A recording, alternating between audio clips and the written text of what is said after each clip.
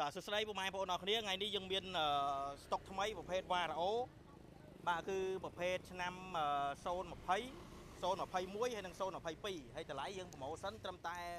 1980ឡើងទៅពុកម៉ែបងប្អូនអរគ្នាតើឥឡូវមកមើលម៉ូតូរបស់ខ្ញុំអរគ្នាបាទសម្រាប់នេះតម្លៃ1980និយាយទៅម៉ូតូនេះគឺមកមុនគឺបានមុនណាបញ្ជាក់ណាបាទពឹកពណ៌ខ្មៅគ្រើមពុកម៉ែបងប្អូនមើលបានខ្មៅគ្រើមនេះ020ប្រភេទกระดาษពុនតម្លៃ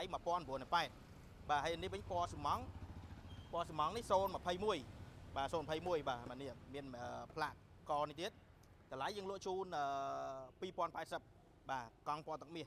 បាទនេះគឺឆ្នាំផលិត022ពីរគ្រឿងនេះ022ទាំងពីរបាទពណ៌ខៀវកង់ទឹកមាសហើយនិងពណ៌ខៀវគ្រើមបាទតម្លៃយើងលក់ជូន2180បាទអញ្ចឹងពុកម៉ែបងប្អូនចង់ទិញលីសុតក៏បានវាយដូរក៏បានបងរំលោះក៏បានចេញពីហាងហេងណាយើងចូលស្តុក4គ្រឿងទៀតអញ្ចឹងមកមុនបានមុនពុកម៉ែបងប្អូនអ្នកគ្នាតាក់តងមកបាទតាមចូលស្តុកមកថ្មីក្តៅឯងបាទអរគុណច្រើន